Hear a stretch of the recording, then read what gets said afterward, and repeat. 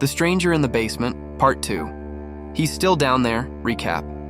Previously, on The Stranger in the Basement, Lena and Marcus moved into what they thought was a dream home. But dreams sometimes twist into something else.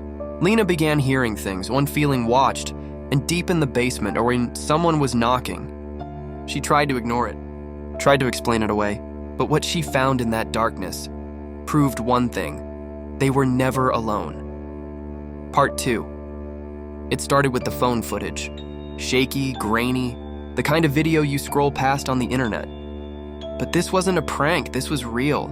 Lena had left her phone recording overnight, facing the basement door. At 2:13 a.m., something moved. The doorknob twisted. The door slowly closed. From the inside, frame by frame, she watched it. A pale hand and long fingers, discolored skin, reached out, gently gripped the knob, and vanished. She showed Marcus. He paused, frowned, then laughed. "Babe, that's you sleepwalking again." But Lena had never been sleepwalking. And even if she had, she didn't have hands like that.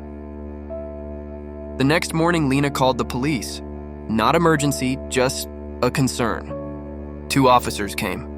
They looked around, smiled politely, treated her like she was a tired housewife in a quiet suburb.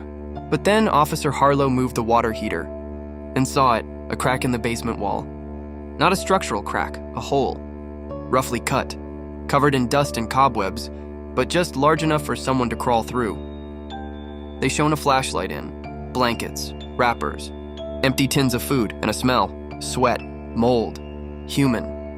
"Looks like someone's been squatting," one officer said, but the previous owners had moved out 8 months ago.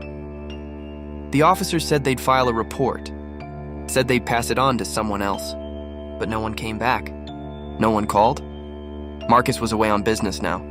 Left that afternoon for a 3-day trip. Lena asked him to stay. He kissed her forehead and said, "It's just an old hole.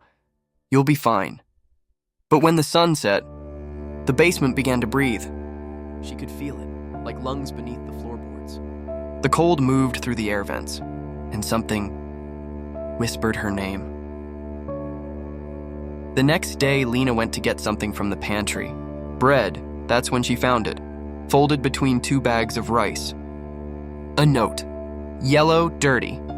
Dropped the note, slammed the pantry door, and ran upstairs. The police had searched the house. She and Marcus had unpacked everything. That note hadn't been there before.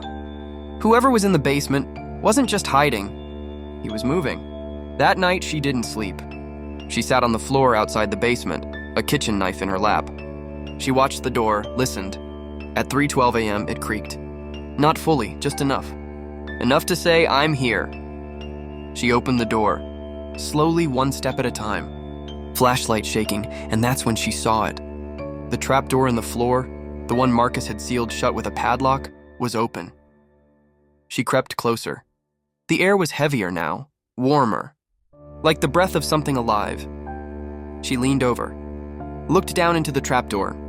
Pitch black, but not empty. From the dark, something moved. And then, a whisper, right in her ear. Still, hungry. Watch out for final part. The wall behind the water heater. Premieres. This Friday, subscribe to Beyond Filmz so you don't miss what's crawling beneath your home